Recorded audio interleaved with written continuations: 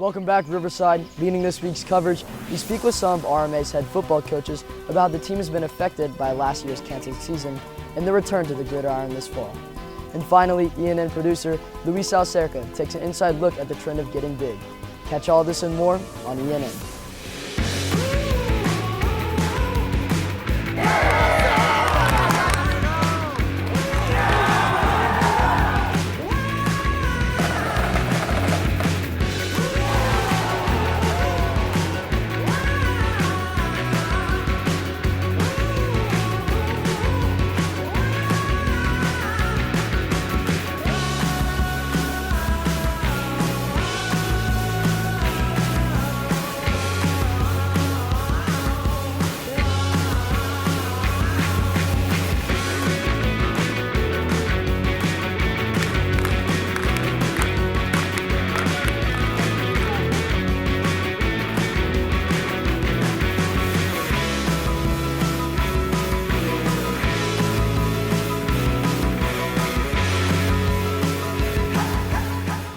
On October 22nd, Riverside hosted their annual homecoming football game and parade.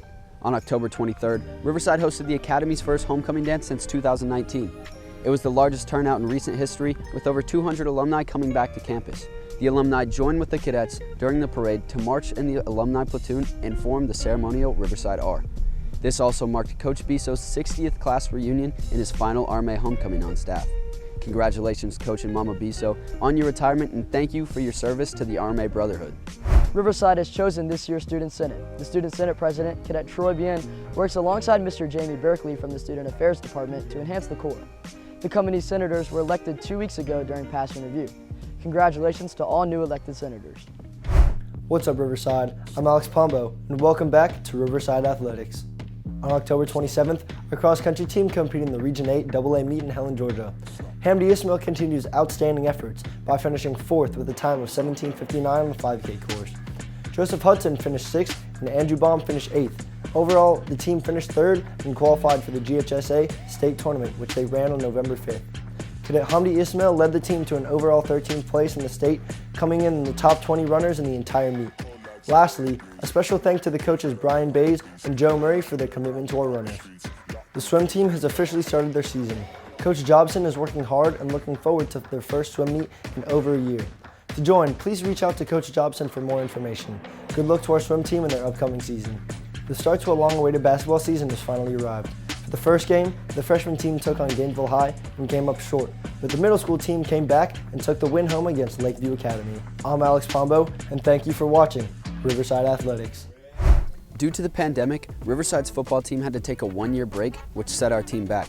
ENN's feature producer Evan Dewey sits down with RMA's head football coach Nick Garrett to chat about football after COVID. Last year, due to the COVID-19 pandemic, football teams across America and the communities that support them were forced to cancel their football seasons. Riverside was no different. For the first time in school history, the RMA football season was canceled, devastating coaches and players alike. So when I heard that news, I was, heartbroken because we had all our good players from the 2019-2020 season. And after they left, I was pretty heartbroken because they were family. It was a challenge in itself. All the kids that left continued on playing, and those seniors, I went to go see as many as I could, especially the captains, and made sure they transitioned to college and things like that. Of course, I missed it.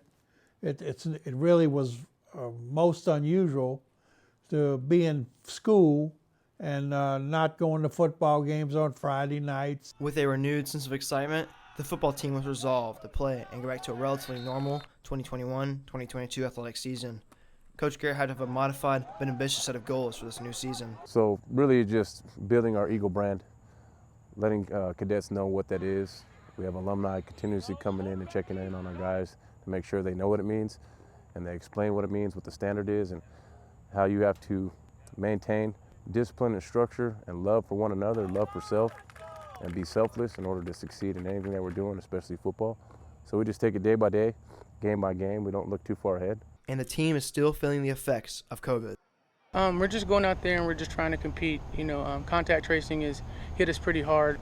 Pretty much every game we have a kind of different starting lineup out there, but you only can focus on your controllables. So as long as we control our controllables, we'll be fine. Just go out there and compete. RMA only had 4 veteran Eagles due to COVID from previous seasons, tasking the team captains with resurrecting the team. Creating a cohesive team would be no small feat, since some Riverside players would be experienced and some rookies would be putting on the helmet for the first time. Basically, coaches want me to gather other players as team captains to see who stuck out more. And then after that, we gather up the new players and teach them how Eagle Brown football plays and how we are, and then make sure they're rolling with it too. With the majority of new players in starting positions, the coaches and captains are still trying to find that team chemistry as they work towards playoffs. For ENN, I'm Evan Dewey, reporting. We'll be right back after this commercial break.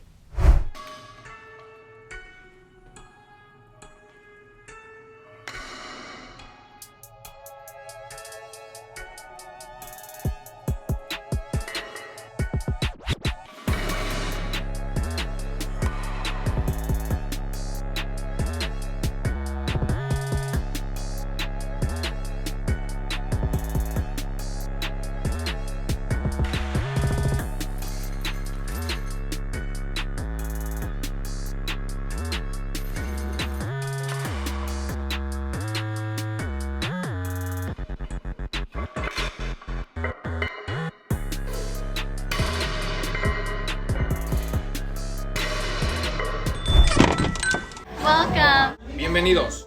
Welcome. All businesses start out small. Your local shops and markets could one day become greater than they ever once seemed. When you shop local, you're doing far more than just buying the things you need. You're supporting your friends and neighbors that pour everything into their business and communities. Now, it's our time to return the favor and give to those that have always had our backs. Many high school students take honors, APs, and dual enrollment classes.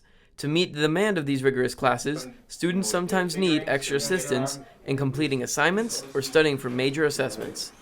RMA launched the MAC Center for students to become successful. The MAC Center is our Center for Student Success here at Riverside. It's named the MAC Center after Mac and Sue McClendon, who have been very generous donors and ardent supporters of everything that's done at Riverside. Supports from the MAC Center include a focus on improving executive functioning, organizational skills, assessment prep, embedded studying skills, and more, delivered in a small group learning environment to help cadets achieve their academic goals. This is a really good chance for me to be able to ask questions and work on my homework that, maybe I don't know how to do, or maybe I need a little bit of help on, because I do have, 5 core classes. So, I want to be able to use this time to my advantage, and I want to be able to get all my stuff done, make sure my grades stay up. And we all know how the rigor at Riverside is pretty high. And we know also that our cadets have a whole lot more to do than just school. So they need an outlet where they can come and get help. Last summer, the MAC Center was relocated to the Lucille Beaver Library to support the completion of the new middle school, nearly doubling the previous space and natural light. Like similar spaces at the collegiate level, future plans include making the space open to all cadets who may benefit from the MAC Center services, such as tutoring and the writing lab. I see in the future the MAC being able to expand to support even more cadets and students than it is supporting now. Being a place where if you're having problems solving something in math and your teacher has helped you and you've asked a couple of your classmates and you just can't quite get it, that the MAC Center would be a place where you could go to get help and have another person. And sometimes it's just that one extra opportunity to have someone explain something differently that makes all the difference. The MAC Center is a gift to cadets at RMA as it provides a chance for cadets to achieve their dreams. As Churchill said, success is not final, failure is not fatal. It is the courage to continue that counts. At RMA, it's the courage to work hard, to do more, and to be successful. For ENN, this is Ryan Gandara reporting. Recently across the United States, teams have picked up the sport of weightlifting. This includes more than weight training. It goes as far as taking supplements, altering your diet, and perfecting form within the gym. ENN's business producer, Luis Alcerca, sits down with our weightlifting coach, Mr. Muma, and Riverside's athletic trainer, Ms. Trickle, on how this trend became so popular and its potential dangers. Get Big culture is a popular trend among teens and young adults that prioritizes rigorous athletic gains to accomplish a better physique and mental health. All right, I've been lifting for about a year and a half now. The reason why I do it is because I like to see my progress. I like to work on my physique. Some athletes let their desires drive their obsession with getting big. However, some push too much and the results become disastrous. A lot of people are getting their ideas about fitness from social media. They're seeing a lot of people on social media who have the appearance of being fit people, who themselves do not have very healthy habits, who are not in it for the long term. They are trying to get a look, and they are trying to sell that look. While social media impacts the amount of work and effort people put in, the use of supplements can have negative outcomes as well. To maintain a healthy body and mind, experts recommend exercising 60 minutes every day, improving the quality of foods you eat, and avoid the use of unnecessary performance-enhancing supplements. Maybe you have like 20 to 30 grams of protein in like chicken and turkey and like naturally occurring protein foods. Focusing on these healthier options can lead to a better lifestyle for those putting the grind in to getting big. For ENN, I'm Thomas Hamilton. Report.